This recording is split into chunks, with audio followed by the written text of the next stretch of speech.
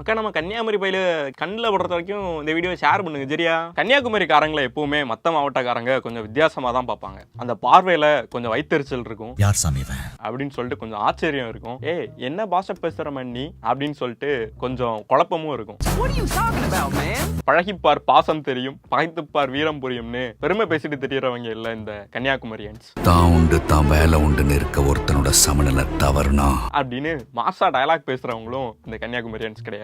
அப்புறம் எப்படிப்பட்டவங்க இந்த கன்னியாகுமரியன்ஸ் அப்படின்னு தானே கேக்குறீங்க. அதாவது ஒட்டுமொத்த தமிழ்நாடு சேர்ந்து ஒரு கட்சிக்கு ஓட்டு போட்டு அவங்கள ஜெயிக்க வச்சா இவங்க மட்டும் வேற ஒரு கட்சிக்கு ஓட்டு போட்டு அவங்கள சில சமயங்கள்ல ஜெயிக்க வச்சு நம்மளாலதான் அவங்க சென்ட்ரல்லே ஆட்சி பிடிச்சாங்க அப்படின்னு நம்புற பிஞ்சு மனசு கொண்ட நஞ்சில்லா நெஞ்சங்கள் தான் இந்த கன்னியாகுமரியன்ஸ். கன்னியாகுமரியன்ஸை மத்த மாவட்டக்காரங்கள் எல்லாம் ஏன் யூனிக் பீஸா பாக்குறாங்க அதை தான் இந்த வீடியோல நாம தெரிஞ்சுக்க போறோம். கன்னியாகுமரி மக்களை வந்து விசித்திரமா பாக்குறதுக்கு முக்கியமான காரணம் அவங்க பேசுற வட்டார மொழி தான். நீ வேணும்னா தொட்டுக்கிடுவா, வேண்டான தொடமாட்ட இடல.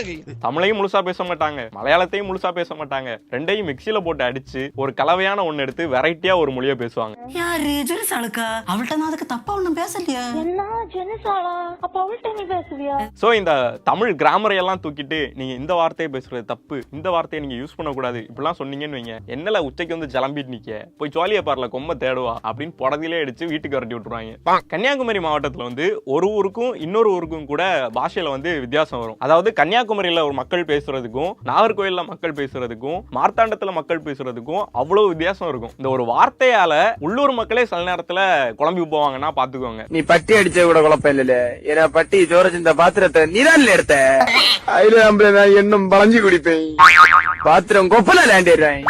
அப்படி ஒரு வார்த்தையால உள்ளூர் மக்களுக்குள்ள ஒரு போரே நடந்த சம்பவத்தை வந்து எழுத்தாளர் பிரபு தர்மராஜ் வந்து தன்னோட ஃபேஸ்புக் பக்கத்துல கொஞ்ச நாள் முன்னாடி எழுதியிருந்தாரு. முதல்ல அதை சொல்றேன், அப்போ ஏன் அந்த பாஷை வந்து யூனிக் பீஸ் அப்படின்னு தெரியும்னு உங்களுக்கு புரியும். நான் எல்லாம் உயிரோட இருந்து என்னத்துல மகா படுங்க போறேன். மகளே நானும் ஒண்ணு சொல்லட்டா, நீ எல்லாம் உயிரோட இருந்து என்னத்துல படுங்க போற, போய் சாவுல அதுல கடலை விழுந்து சாவு. நீ நாகர்கோயில்ல இருக்கக்கூடிய ஒரு பைக் ஷோரூமுக்கு வந்து மார்த்தாண்டத்துல இருந்து ஒரு இளைஞர் வந்து பைக்ல வந்திருக்காரு. வந்து எனக்கு பைக்ல கீ ஒர்க் ஆகல அப்படின்னு சொல்லிட்டு அங்க வேலை பாக்குறவங்கள்ட்ட சொல்லியிருக்காரு. அங்க வேலை பாக்குறவங்க கீ வந்து ஒர்க் ஆகல அப்படின்னு சொல்லிட்டு அவங்களோட ஜாப் ஷீட்ல எழுதி சர்வீஸ்லாம் பார்த்து கொடுத்து விட்டுருக்காங்க. அடுத்த நாளும் வந்து அதே கம்ப்ளைண்ட்டை திரும்ப சொல்லியிருக்காரு, என் வண்டியில கீ ஒர்க் ஆகல அப்படின்னு சொல்லிட்டு. என்னடா இது அப்படின்னு சொல்லிட்டு வாரண்டி அப்ளை பண்ணி அந்த சாவி போடுற கீ செட்டை மொத்தமா மாத்தி கொடுத்து விட்டுருக்காங்க. கீரு இதான் கீரா, அது டயர் போய் தொலைடா. திரும்பவும் அதே அடுத்த நாள் வந்து அதே கம்ப்ளைண்ட்டை வந்து அவர் சொல்லியிருக்காரு. என்னடா இது வம்பா போச்சு அப்படின்னு சொல்லிட்டு அங்க வேலை பாக்குறவங்க எல்லாருமே அவங்க சொந்த காசை போட்டு, ஏன்னா வாரண்டி இனிமேல் அப்ளை பண்ண முடியாதுன்னு சொல்லிட்டு அவங்க சொந்த காசை போட்டு அந்த கீ செட்டை வந்து மாத்தி கொடுத்துருக்காங்க. அதுக்கு அடுத்த நாளும் இதே கம்ப்ளைண்ட்ல திரும்ப வந்து நின்றுருக்காரு. இன்னைக்கு என்னெல்லாம் பண்ண போறாரோ. அங்க வேலை பாக்குறவங்க மொத்த பேருக்குமே ஒரு சரியான ஷாக்கு, என்னடா மொத்தத்தையும் மாத்தி கொடுத்துட்டோம் இன்னும் அதே கம்ப்ளைண்ட்ல வந்து நிக்கிறாரு அப்படின்னு. உடனே அங்க கை கலப்பு வம்பு சண்டை எல்லாம் ஆரம்பிச்சிருக்கு. உடனே நம்ம பைக்கர் இருக்காரு இல்லையா, அவர் வந்து நம்ம ஏரியா பயப்பிள்ளைகளை கூப்பிட்டு போயிருக்காரு. கம்பெல்லாம் எடுத்துட்டு கடைக்குள்ள போனதும் கடையோட ஓனர் வந்து பின்னாடி இருக்கிற மதுல எட்டி குதிச்சு தப்பிச்சுட்டாரு. கடைக்குள்ள இருக்கக்கூடிய ஆட்கள், அதாவது வேலை பார்க்கிற ஆட்கள் எல்லாம் கிடைச்ச இடத்துல போய் பதுங்கிட்டாங்களாம். இவங்க சிசிடிவிக்கு முன்னாடி போயிட்டு நடுவரல் எல்லாம் காமிச்சு பயங்கரமா மிரட்டி இருக்காங்க. எனக்கு என்ன ஆச்சரியம்னா கன்னியாகுமரிக்காரங்க நடுவரல காமிக்கிற அளவுக்கு வளர்ந்துட்டாங்க பாருங்களேன். ஐயா உனக்கு வாக்குல சனி பம்பு இழுத்து அடி வாங்குற நேரம். சரி அதை விடுவோம். மொத்த சர்வீஸ் சென்டரும் அதகலமா இருக்கக்கூடிய நேரத்துல சர்வீஸ் சென்டரோட மேனேஜர் வந்து அந்த பைக்காரங்க பக்கத்துல வந்து பைக்ல சாவியை போட்டுட்டு செல்ஃப் ஸ்டார்ட் பண்ணி பாத்துருக்காங்க. பைக் வந்து அப்படி ஸ்டார்ட் ஆகி உரிமை இருக்கு. உடனே இவங்க மேனேஜர் கிட்ட, அண்ணே அந்த சுவிட்ச் இல்லனே இடத்தோட்டு இருக்கு இல்லையா இந்த சுவிட்ச் அப்படின்னு சொல்லிட்டு ஹானை கை காட்டிருக்காரு. மொத்த சர்வீஸ் சென்டரும் ஷாக்ல உறைஞ்சு போய் நின்றுருக்காங்க. என்னது அந்த கீயா, அதுக்கு பேரு ஹான்ல அப்படின்னு சொல்லிட்டு மேனேஜர் கேட்டிருப்பாரு போல. அதுக்கு இவங்க அது கீ கீ பாப்பா அப்படின்னு சொன்னாதான் உங்களுக்கு மனசுல ஆகுமோ அப்படின்னு சொல்லிட்டு இந்த இளைஞர் வந்து மேனேஜரை பத்தி கேள்வி கேட்டிருக்காரு. வருஷத்துக்கு ஒரு கிரிக்கெட்ட சிக்கிறடா சாமி. இத்தனைக்கு அந்த இளைஞர் இருக்கார்ல, அவர் படிக்காதவர்லாம் இல்ல, அவர் ஒரு இன்ஜினியர். நாகர்கோயில்ல இருந்து மார்த்தாண்டா வரைக்கும் 6 தடவை பைக்கை ஓட்டிட்டு போயிட்டு வந்திருக்காரு. ஒரு தடவை கூட இந்த ஹார்ன் ஒர்க் ஆகுதான்னு செக் பண்ணி பார்க்கலாம் மனுஷன். சர்வீஸ் சென்டர்காரங்களும் ஹார்ன் அடிக்குதான் செக் பண்ணல. என்னத்த சர்வீஸ் பண்ணாங்க? இதுக்கு பிரபு தர்மராஜ் லாஸ்ட்ல ஒரு லைன் வச்சு முடிச்சிருந்தாரு. இப்போதாவது தெரியுதா கன்னியாகுமரிக்காரங்க வந்து பூவுலகின் பூ போன்றவர்கள் அப்படின்னு சொல்லிட்டு. பச்சை மண்ணுப்பா நீ. இந்த சம்பவத்தை படிச்சதும் சிரிப்பு அடக்க முடியல. எப்பயாவது பைக்கை பார்த்தாலோ ஹார்ன் சவுண்ட் கேட்டாலும் உடனே இந்த சம்பவம் தான் ஞாபகத்துக்கு வருது.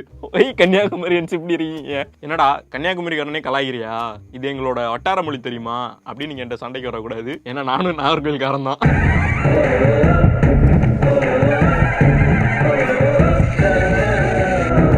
லாங்குவேஜ்ல மட்டும் இல்ல, கன்னியாகுமரியன்ஸோட ஃபுட் ஸ்டைல்லையும் பாதி கேரளா இருக்கும், பாதி தமிழ்நாடு இருக்கும். சக்கரை பொங்கலுக்கு வடகரியா அப்படின்னு நீங்க நினைக்க கூடாது. ஆனா டேஸ்ட் வேற லெவல்ல இருக்கும். அடிச்சு சொல்றேன், கன்னியாகுமரியில கிடைக்கிற மாதிரி மீன் டேஸ்ட் வேற எந்த மாவட்டத்துக்கு போனாலும் கிடைக்கிறதுக்கு வாய்ப்பே கிடையாது. கிழங்க மயக்கி சால மீன் குழம்பு வச்சு ரெண்டையும் தருவாங்க. அது அப்படியே ரெண்டையும் மிக்ஸ் பண்ணி அடிக்கும் போது ருசி இருக்கே, எச்சி ஊறுதுங்க. வாரத்துல 7 நாள்ல 5 நாள் மீன் சாப்பாடு தான் இருக்கும். வாரத்துல ஒரு நாள் மட்டும் பீஃப், மட்டன், சிக்கன் இதுல ஏதாவது ஒண்ணு கண்டிப்பா வச்சிருவாங்க. அது போக பக்திமயமா இருக்கக்கூடியவங்க வாரத்துல ஒரு நாள் வெஜ் சமைப்பாங்க. அந்த வெஜ் சாதாரண இல்ல, அவியல்னு ஒண்ணு வைப்பாங்க. அந்த டேஸ்ட்லாம் சாப்பிட்டு பார்த்தா தான் தெரியும். இலையப்பம், உளுந்து குழுக்கட்டைன்னு வீட்லயும் செம்மையான வெரைட்டி காட்டுவாங்க. அப்படியே டீ கடை பக்கம் போனோம்னு வைங்க, உண்ணியப்பம், பழம்பொரின்னு அங்கேயும் வெரைட்டி காட்டுவாங்க. அப்புறம் ஒண்ணு சொல்லி ஆகணும், தமிழ்நாட்டிலேயே கன்னியாகுமரியில கிடைக்கிற மாதிரி ரசவடை டேஸ்ட் வேற எந்த ஊர்லயும் கிடைக்காது. இட்லி, தோசை இது கூட எல்லாம் அந்த ரசவடையை பொடிச்சு போட்டு அப்படி எடுத்து அள்ளி சாப்பிட்டோன்னு வைங்க, தேவாமிர்தம். மொத்தத்துல இந்த போறப்பு தான் நல்லா ருசிச்சு சாப்பிட கிடைச்சதுன்னு வாழ்றவங்க இந்த கன்னியாகுமரியன்ஸ் தான். கடல், ஆறு, ஏரி, குளம், குட்டைன்னு எல்லா டைப் நீர்நிலைகளும் கன்னியாகுமரியில இருக்கு. அதே மாதிரி மா, பலா, வாழை, நெல்லுன்னு எல்லா விதமான பொருட்களும் கன்னியாகுமரியில விளையும். அதாவது கேரளா வந்து கடவுளின் தேசம் அப்படின்னு சொல்லிட்டு சொல்லுவாங்க. கன்னியாகுமரி வந்து தமிழ்நாட்டுல இருக்கிற கடவுளின் குட்டி தேசம் அப்படின்னு சொல்லிட்டு சொல்லலாம். கன்னியாகுமரியில இருந்து கேரளா பார்டர் வரைக்கும் கடற்கரை வழியாவும் நீங்க பயணம் பண்ணிட்டு போகலாம். அதே மாதிரி கன்னியாகுமரியில இருந்து கேரளா பார்டர் வரைக்கும் 2 பக்கமும் இயற்கை காட்சிகள் நிறைஞ்ச பச்சை பசேல்னு வழியாகவும் நீங்க டிராவல் பண்ணிட்டு போகலாம். 2 வழியிலையுமே நீங்க எந்த வழியில போனாலுமே செம்மையா அந்த டிராவலை வந்து என்ஜாய் பண்ணலாம். கன்னியாகுமரின்னு சொன்னதும் நமக்கு கன்னியாகுமரி பீச், பகவதி அம்மன் கோயில், சுசீந்திரம் கோயில், அப்புறம் மாத்தூர் தொட்டிப்பாலம் இதெல்லாம் தான் நமக்கு டக்குனு ஞாபகம் வரும். ஆனா இதெல்லாம் தவிர்த்து பேச்சிப்பாறை, கீரிப்பாறை, பத்துக்காணி, காளிகேசம்னு கன்னியாகுமரிக்குள்ள ஒளிஞ்சிருக்கக்கூடிய இடங்கள் நிறைய இருக்கு. அடுத்த தடவை போனீங்கன்னா இந்த இடங்கள் எல்லாம் எக்ஸ்ப்ளோர் பண்ணி பாருங்க, வேற லெவல்ல இருக்கும். பாஷை, லேண்ட்ஸ்கேப், ஃபுட் ஹேபிட்னு எல்லா விஷயங்களுமே மற்ற மாவட்டங்கள்ல இருந்து கன்னியாகுமரி ரொம்பவே வித்தியாசமா இருக்கும். எடுக்க மாட்டேன்னு சொல்லிட்டு அப்படியாப்பா, அப்ப நான் சொல்லியேங்க உண்டாக்கி விட்டா போதாது. திருவிழாடை போகும்போது பர்சன் நிறைய பர்ச்சேஸ் பைசா தந்து விடணும். ஈவன் காலநிலை கூட மற்ற மாவட்டங்கள்ல இருந்து கன்னியாகுமரி ரொம்பவே வித்தியாசமா இருக்கும். அதனாலதான் கன்னியாகுமரிக்காரங்களை யூனிக் பேசணும், கன்னியாகுமரி மாவட்டத்தை யூனிக் மாவட்டம் அப்படின்னு சொல்லிட்டு நம்ம சொல்றோம். கன்னியாகுமரிக்காரங்க கிட்ட நீங்க பார்த்த யூனிக்கான விஷயம் என்ன அப்படின்றத கமெண்ட்ல சொல்லுங்க. இதே போல பல வீடியோக்களை நீங்க பார்க்கணும் அப்படின்னா தமிழ்நாடு நவ் சோஷியல் மீடியா பேஜஸை மறக்காம ஃபாலோ பண்ணுங்க. உங்களுக்கு பிடிச்ச எவர்கிரீனான நிறைய கண்டென்ட்ஸ் வந்து தமிழ்நாடு நவ் ட்ரெண்ட்ஸ் யூடியூப் பேஜ்ல இருக்கு. அந்த பேஜையும் விசிட் பண்ணி சப்ஸ்கிரைப் பண்ணி வச்சுக்கோங்க.